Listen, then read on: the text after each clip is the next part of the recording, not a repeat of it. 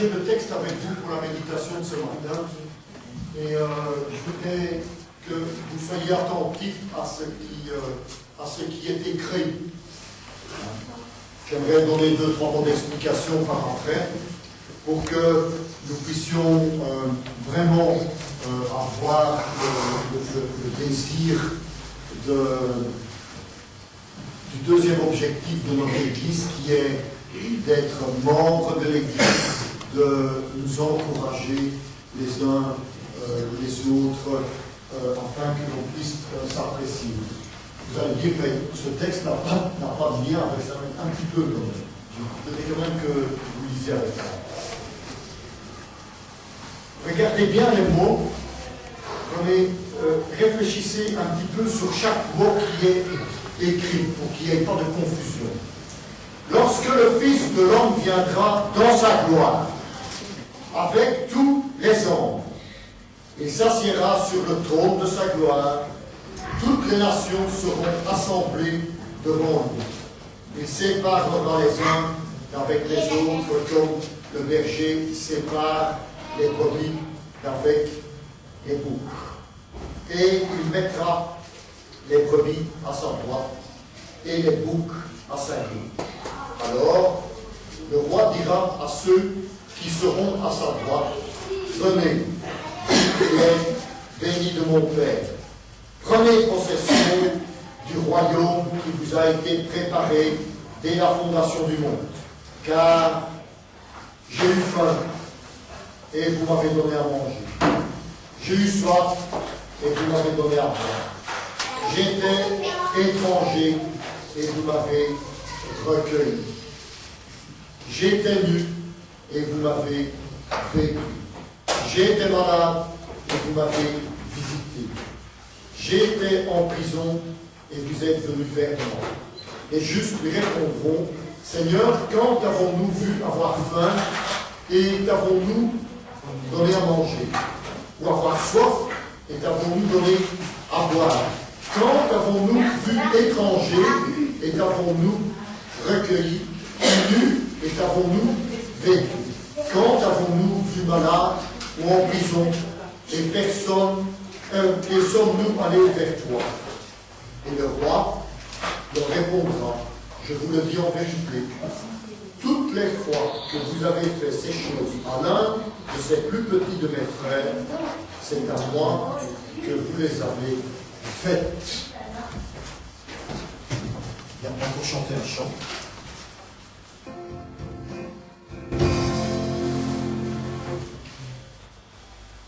Je voulais partager avec vous ce matin ce texte et faire une petite réflexion sur ce texte.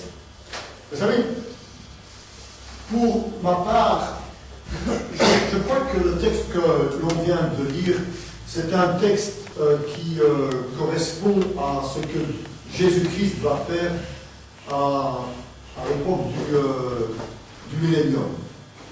Ça, c'est mon point de vue. Il va régner sur son trône de gloire avec ses anges ici sur la terre. Et il va faire venir toutes les nations et il va faire le tri. Ça mis à part, ce texte a quand même un esprit de fond qui est valable pour toutes les époques. C'est la raison pour laquelle j'ai choisi ce texte ce matin, parce que il m'a été présenté d'une façon très spéciale. Vous savez, comment pouvons-nous reconnaître qu'un enfant de Dieu est un enfant de Dieu? Alors, le pasteur qui a présenté ce message, il disait, vous savez, un des éléments qui montre que vous êtes un enfant de Dieu, c'est que vous êtes rempli du Saint-Esprit. Une fois que vous avez accepté Jésus-Christ comme votre Seigneur et votre Sauveur, vous êtes rempli du Saint-Esprit. Le fait que vous êtes rempli du Saint-Esprit, Dieu vous fait confiance parce que vous déclarez que Jésus-Christ est Seigneur. Et ça, c'est une manifestation que vous êtes un enfant de Dieu.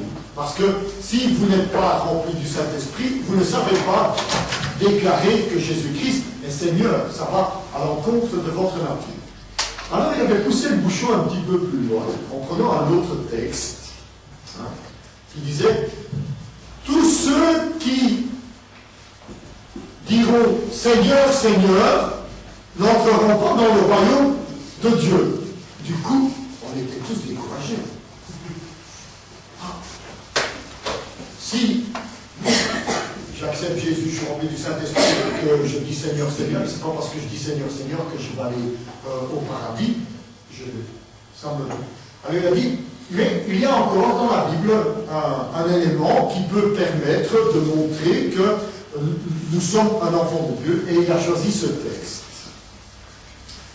Et quand il a choisi ce texte montrait tout ce que l'on fait, et comme je l'ai lu dans le verset 40, si tu veux bien montrer dans le verset 40, il a dit, si vous faites toutes ces choses, il a dit, et le roi leur répondra, je vous le dis en vérité, toutes les fois que vous avez fait ces choses à l'un de ces plus petits de mes frères, c'est à moi que vous les avez fait. C'est à moi que vous les avez fait. Alors, on peut se dire, oui, bon voilà, si je mets ça en pratique, que je me suis converti, je suis rempli du Saint-Esprit, ok, voilà, je suis sûr d'aller au ciel. Oui. Et moi, c'est pas ça que je voulais soulever aujourd'hui. Moi, je crois que si on accepte Christ, eh bien, on est sauvé, on est rempli du Saint-Esprit et on a envie de faire ces choses. Mais on ne les fait pas toujours bien. On ne les fait pas toujours. Quelquefois, on ne sait pas toujours comment faire les choses. Hein?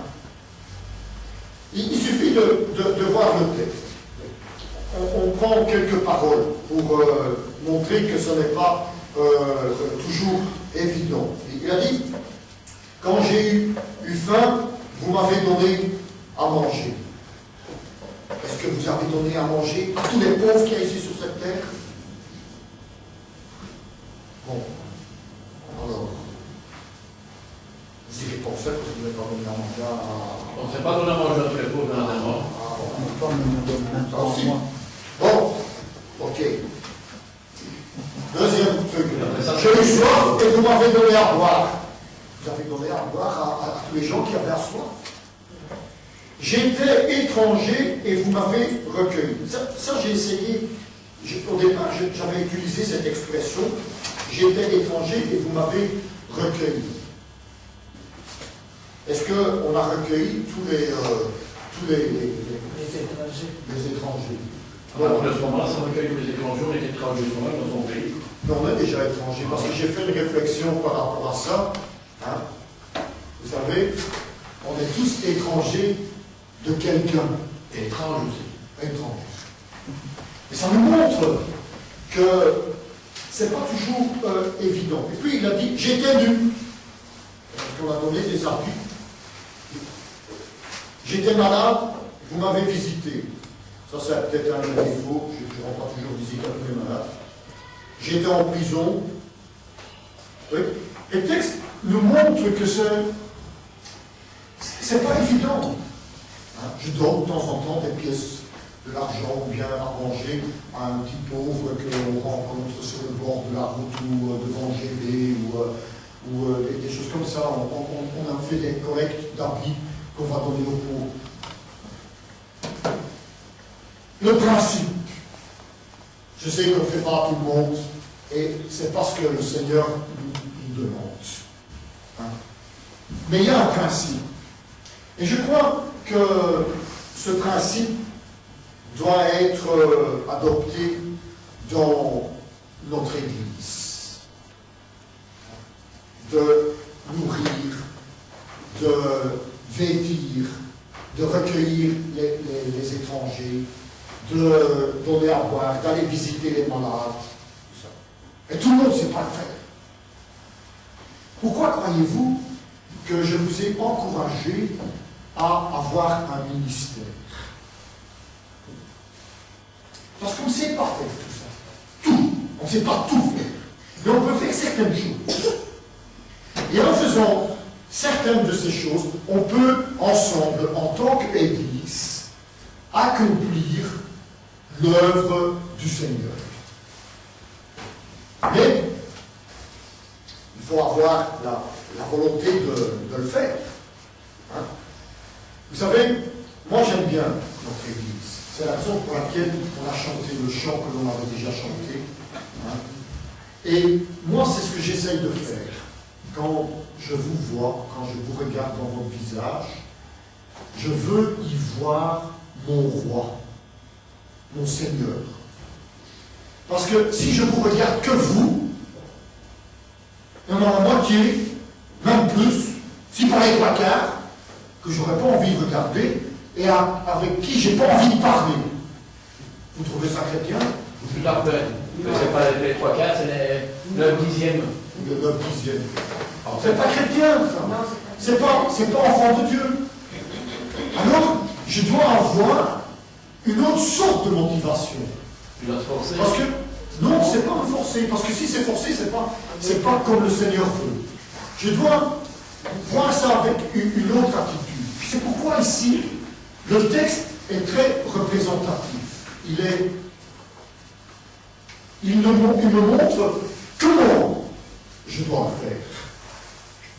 Parce que c'est vrai, moi de temps en temps, on dit comme ça qu'il y a beaucoup de gens qui souffrent de solitude. Hein? Les gens, moi, je peux rester tout seul sur une île déserte ou dans un coin sans parler à personne, ça ne me dérange pas. Malgré que parfois on me dit que je parle tout le temps, hein, j'aime bien parler. Eux, j'aborde les gens dans la rue, je leur pose des questions et je leur dis vers du nez, après 5 minutes, ils m'ont raconté toute leur vie. Parce que ma personnalité est comme ça. Et je peux vivre tout seul. Et tu l'as déjà fait? Oui. Tu es sur une île? Oui. On t'appelait Robinson? Oui. Alors, ça nous montre ainsi que faire les choses, c'est pas évident. Il faut avoir les moyens. Il faut avoir une motivation. Il faut avoir une motivation. Il faut être inspiré par quelqu'un, par quelque chose, pour avoir la volonté de faire ça. Ça, c'est une chose. On peut être inspiré, motivé, tout ça. C'est pas pour ça qu'on va le faire. Vous savez, comme je disais, moi, notre Église, moi je l'aime bien. Et les gens qui commencent à critiquer notre Église, alors, salut, bonsoir, on ne te voit plus jamais, et on n'en sera pas dans la rue. Parce que je trouve que notre Église est magnifique parce qu'elle prêche la parole de Dieu, elle fait des efforts pour apprécier les gens, elle essaye de communiquer un message qui est intéressant, on met en pratique des objectifs. Notre Église est magnifique. Je n'ai pas dit que notre Église était sans défaut, mais le concept que notre Église veut développer est magnifique. Pourtant, quand il y a des visiteurs qui viennent, ils ne reviennent pas tout le temps. Et on doit se dire, mais si notre Église est si magnifique que ça, pourquoi est-ce qu'ils ne restent pas? Il y a quelque chose qui cloche. Ils n'aiment pas ta tête. Ah bon. Ça. Eh bien, ça c'est une chose à faire. Il faut se remettre en question. Il faut se poser des questions. Dire pourquoi les gens ne veulent pas rester. Ou bien pourquoi est-ce qu'on ne s'entend pas toujours les uns avec les autres? Pourquoi est-ce que les enfants de Dieu ne voient pas sur le visage des autres personnes de l'Église notre roi, Jésus-Christ, et ne l'apprécient pas comme il est? Alors, on se pose la question. Alors, en posant cette question, je me suis dit, il y a certaines choses que l'on peut faire par nous-mêmes. Entre autres, quand on lit le texte, il a dit donner à manger, donner des habits, accueillir les gens et aller visiter les malades, tout ça. Ce sont des choses que l'on peut faire, mais où il faut investir de l'effort. Je sais qu'on est tous un peu fainéant de nature, hein, faire un effort pour aller aider quelqu'un ou donner des choses, c'est difficile de comprendre. Mais je dois quand même vous exhorter. Même moi-même, je dois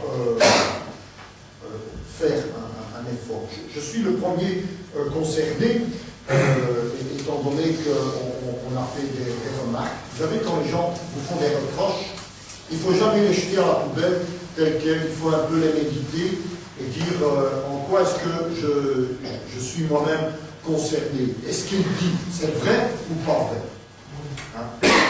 Alors, on fait des reproches, j'analyse et je dis le Seigneur ne me fait pas de reproches, alors ce qu'il dit, ça passe pas au-dessus de mon épaule. Mais, quelquefois, il fait des reproches et il a peut-être en partie raison. Puis, il y a aussi d'autres choses, étant donné que nous ne sommes pas tous sensibles aux mêmes choses. Hein? Par exemple, je vous ai parlé des langages affectifs. Hein? Il y a des gens qui aiment bien qu'on leur dise des paroles valorisantes. Qu'il est beau, qu'il est sympathique, j'apprécie, je dis quand même. Et ça leur fait du bien. Ils se sentent aimés. Il y en a d'autres qui aiment bien qu'on les serre dans les bras. Il y en a d'autres. Il y en a d'autres qui aiment bien passer du temps avec toi. Tu vas aller dans un café, tu vas leur rendre visite et tout des choses comme ça. On est tous différents. On a tous des affinités différentes. Moi, par exemple, quand je suis malade, si vous venez me rendre visite, ce n'est pas une bénédiction. Hein. Vous me faites chier à mort. Hein. Parce que quand moi je suis malade, Tu dors. et qu'on me laisse tranquille. C'est comme moi. Alors, mais il y en a d'autres, si tu ne vas pas leur rendre visite, c'est la fin du monde. Vous voyez? On n'est pas tous les mêmes. Ça veut dire qu'on doit tous faire des efforts. On doit tous réfléchir un petit peu pour voir comment est-ce que l'on peut aider les autres et soutenir les autres. Parce que le Seigneur veut qu'on vive ensemble. On a une communauté. On doit apprendre à s'aimer. Et apprendre à s'aimer, ce n'est pas un sentiment, c'est un commandement. Ça veut dire qu'il faut avoir la volonté de le faire. La première chose que l'on voit, c'est qu'on doit prendre un engagement personnel. J'ai décidé que j'allais m'intéresser à mes frères et sœurs. J'ai décidé, j'allais faire un effort. J'allais m'engager. Je vais mettre toute mon intention pour que ça marche. Pourquoi? Parce qu'on doit apprendre à se connecter les uns avec les autres. On ne se connaît pas. On se voit que quelques heures par semaine. On ne se connaît pas. Même ceux qui vivent ensemble pendant 50 ans ne se connaissent pas. Alors imaginez-vous que si vous vivez quelques heures avec quelqu'un, ça va être difficile. Mais vous pouvez avoir des affinités, apprendre à être avec les gens chaque dimanche. C'est pourquoi je fais la pause café à 10 heures. Parce que si je la fais à la fin, eh bien, tout le monde part et on se parle pas.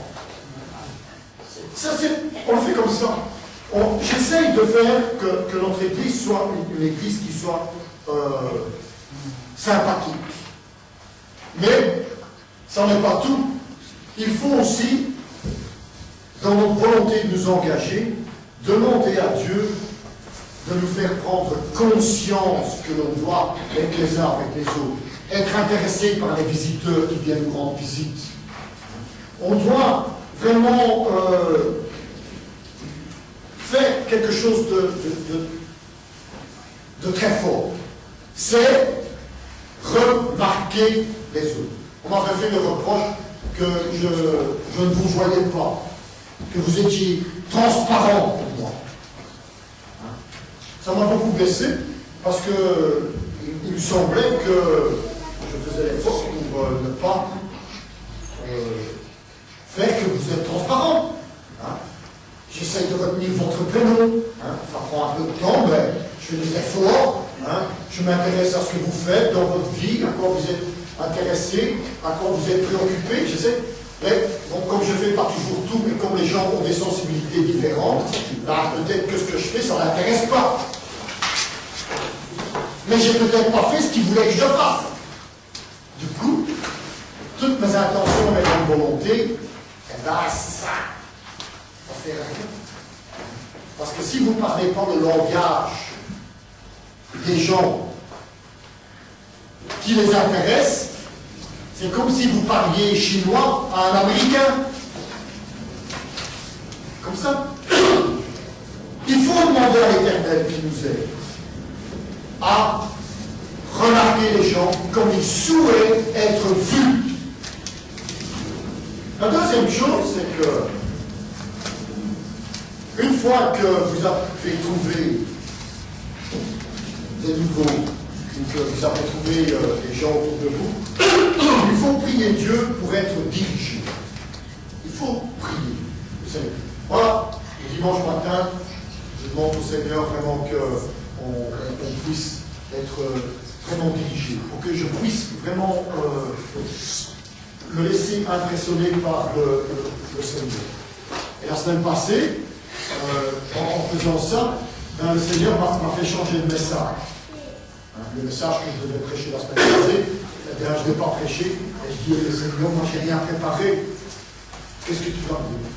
J'ai changé le message parce que, justement, je voulais me laisser diriger par le Seigneur.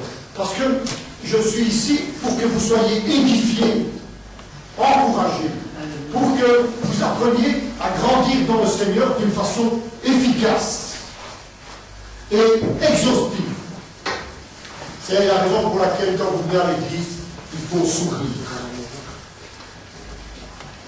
Ça décontracte les muscles. Parce que quand vous êtes crispé, il y a 70 des muscles qui sont mis en tension. Ça, c'est pas bon. Il faut sourire. Et si vous ne savez pas sourire, il faut le dire. Il a dit, je ne sais pas sourire parce que je suis malheureux, parce que j'ai quelque chose qui ne va pas.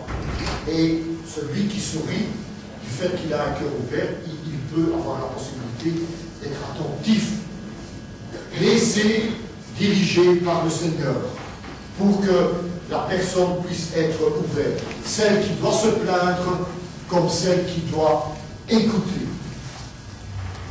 Et puis, il faut apprendre à se dire bonjour. Il faut apprendre à se dire bonjour. Pourquoi croyez-vous dans la Bible que dans certaines épîtres, il a dit, quand vous vous rencontrez, saluez-vous par un saint baiser? Il a montré que c'était important de se dire bonjour, de se saluer. C'est une marque de respect, c'est une marque d'appréciation, c'est une marque de considération. Dire bonjour. Hein? Jean-Claude, chaque fois que je lui dis bonjour et que je lui dis comment il va, il me dit t'es vétérinaire? Je lui dis non, je ne suis pas vétérinaire. Alors, tu sais rien faire pour moi. Hein? Mais quand je dis comment ça va, c'est pas que je m'inquiète de votre santé, hein, je n'ai rien à foutre dans votre santé. Ah, en plus. Je le savais. Hein. Mais je suis intéressé par toi, par vous. Hein? Comment ça va? Ben, la santé, ça vous pas qu'il monde. Aussi. Mais comme je ne suis pas médecin, je n'ai rien fait. Bravo. Mais je peux m'intéresser à autre chose. Hein? Tu peux peut-être me dire, mais je ne vais pas bien, est-ce que tu peux me conduire chez le docteur parce que tu as un voiture? Non, j'en ai pour peindre ma maison en rose, si tu veux bien. Oui, on peut faire ça, c'est dans la peinture, on peut ça, c'est s'intéresser aux gens. Vous voyez? Il faut qu'il y ait un contact, il faut qu'il y ait une communion avec les gens. Il faut une invitation chaleureuse. Et on peut faire ça si on voit dans le visage de l'autre Jésus-Christ. C'est pourquoi il faut prier pour être dirigé. La troisième chose que l'on voit, et avant ça, je voulais aussi dire, par rapport à être dirigé, vous savez, vous pouvez être dirigé, mais il faut peut-être aussi faire des choses par soi-même. Par exemple, demander le numéro de téléphone de la personne. Hein. Vous connaissez tous les noms de tout le monde? Les noms, oui. Les prénoms. Non, mais non. Hein. Les prénoms de chacun. Ouais, j'essaye, il y en a certains que ça rate. Mais j'essaie, comme lui par exemple, je le confonds toujours avec Godefroy, pourtant c'est Landry. Hein, tu vois, tu sais qu'il me faut des trucs comme ça en mémoire pour essayer de me rappeler. Hein, il faut apprendre à retenir les noms, parce que les gens, ils aiment bien quand on commencer par le savoir. Hein, il faut les répéter. Il faut l'écrire, demander son numéro de téléphone aussi, ou son email, pour que vous puissiez avoir des contacts. La troisième chose qu'on peut faire pour communiquer entre nous, hein, et avoir ainsi la possibilité de parler de notre Seigneur efficacement, c'est établir une relation conviviale. Hein, qu'on est bien, cool, tranquille. On ne regarde pas les gens avec un air désinvolte. Hein. Moi, je suis quelqu'un de bien, et toi, tu es un pauvre quelqu'un. C'est ça, le mot con, et alors la Viviane. Ah oui. Il faut regarder les gens comme, vivialement comme des cons. Ouais, c'est ça. Ah ouais. Non, non. Il faut, convivial, ça a un sens où on s'aime. On est content d'être avec la personne, où il y a une certaine intimité, où la personne peut venir auprès de toi et elle ne se sent pas agressée, où tu ne te montres pas comme quelqu'un de supérieur. Hein? On avait un jour un monsieur qui est venu, j'ai toujours apprécié ce monsieur, l'ambassadeur du Tchad. C'est un monsieur très important, maintenant il est Premier ministre, je crois, il est ministre quelque part. Énergie. De l'énergie, ministre de l'énergie, c'est bien. Mais ouais, c'était quelqu'un de bien. Mais quand il venait à l'église, c'était un homme comme tout le monde, il ne montrait pas qu'il était ambassadeur, il ne voulait pas qu'on lui fasse une chaise spéciale. Ah non. Eh bien, c'est comme ça. Il faut accepter tout le monde comme ils sont. Hein? Comme ils sont. Une heure pour lui, ou deux. On accepte bien Jean-Claude comme il est. Peut-être pas qu'il va trop beaucoup. Mais on aime bien qu'il est là. Moi, c'était triste quand on est parti. J'étais content quand il était là. Je crois qu'on l'a perdu ici. Mais non, il est revenu. C'est bien. Ça prouve vraiment, on est là pour vraiment être convivial avec les gens.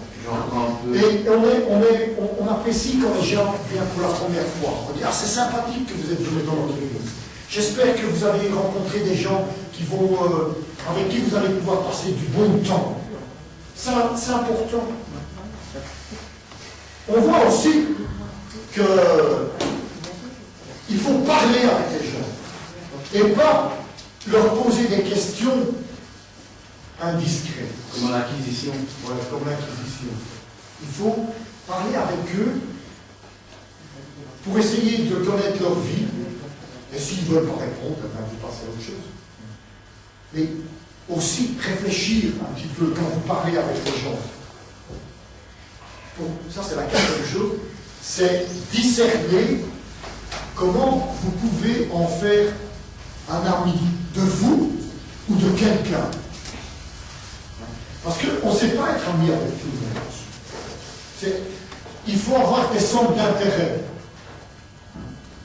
On peut, par exemple, les gens qui ont les mêmes centres d'intérêt, par exemple, les familles qui ont des enfants, des petits-enfants qui sont encore dans les berceaux, ben, ils se groupent ensemble parce qu'ils ont des choses desquelles ils parlent. Les retraités, hein, ils ont aussi des sujets de le retraité, c'est pas tout à fait ça. C'est la mort.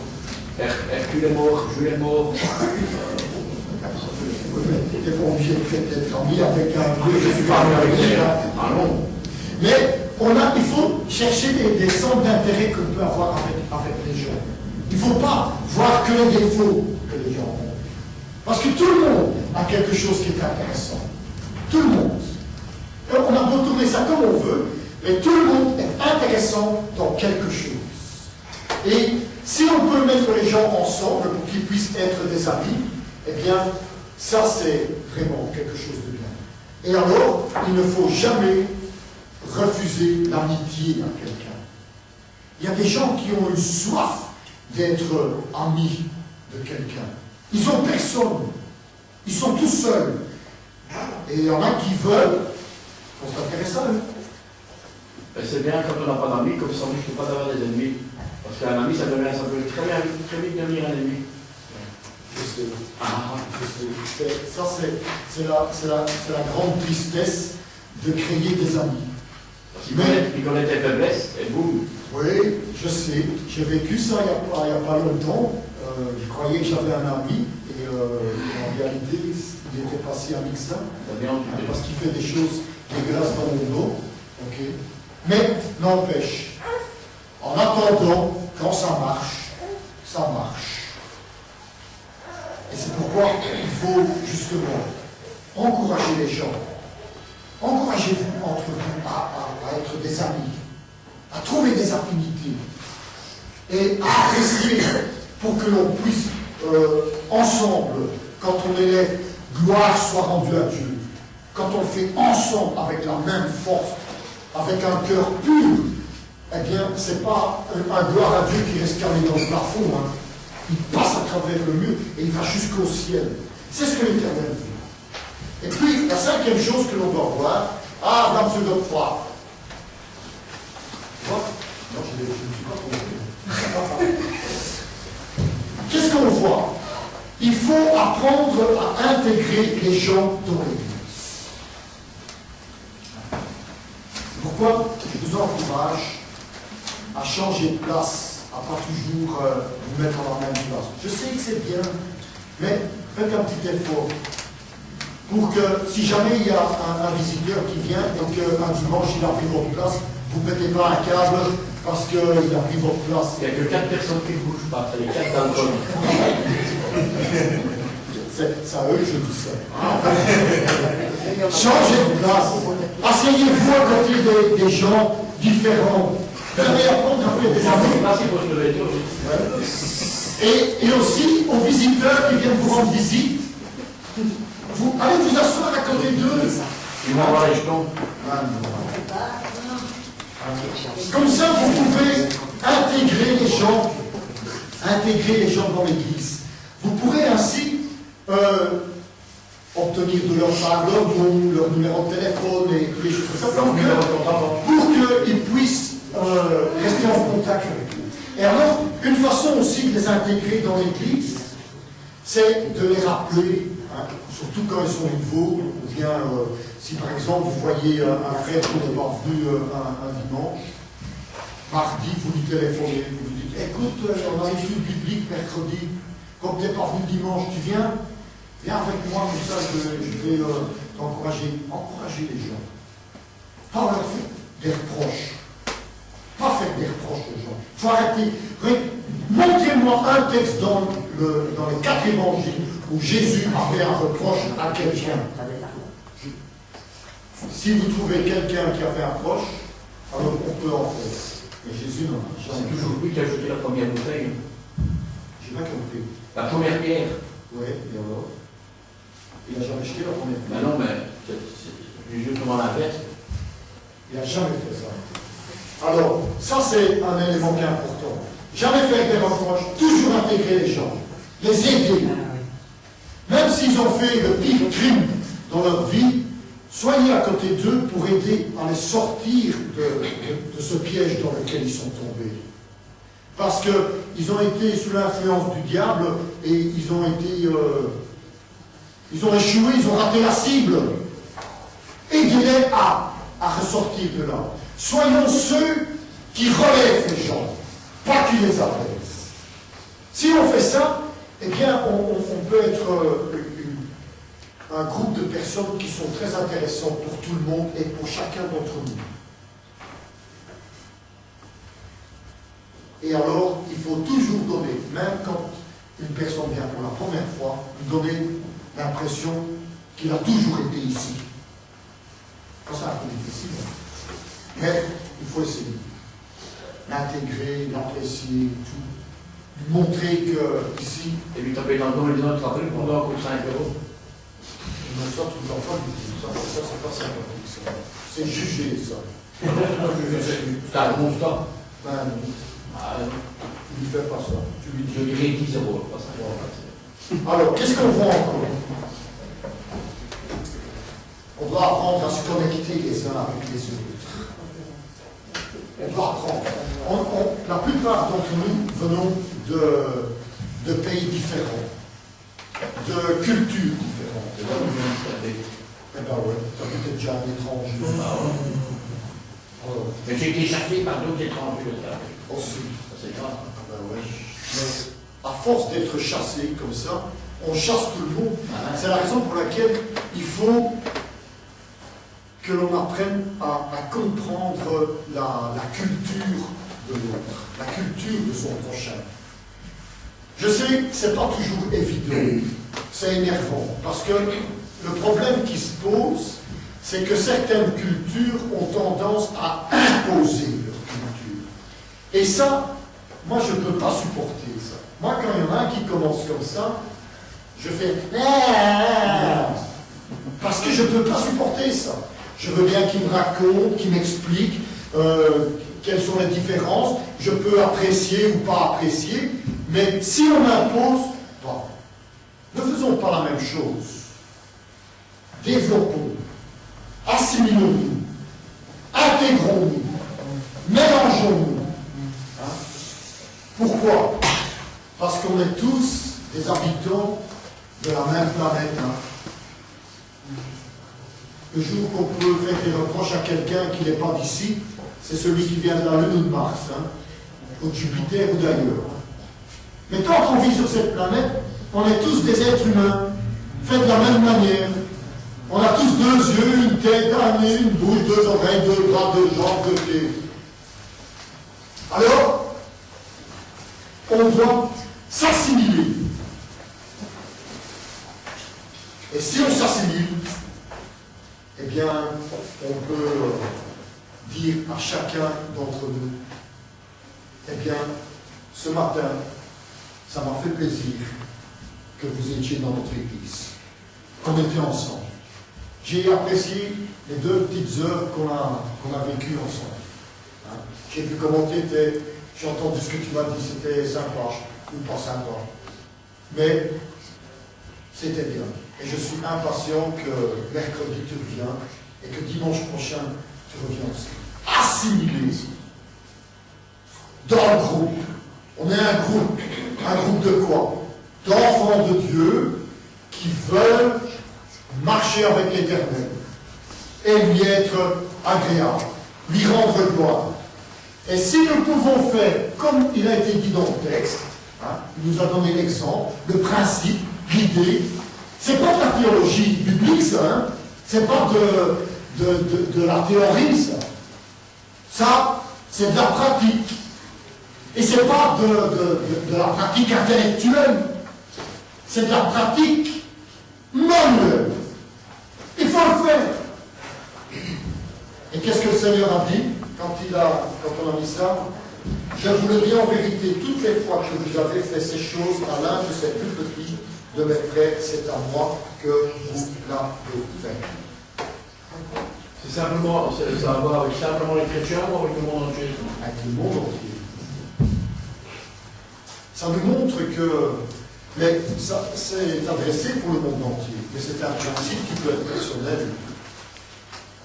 Parce que la philosophie de base de ce texte peut être personnelle.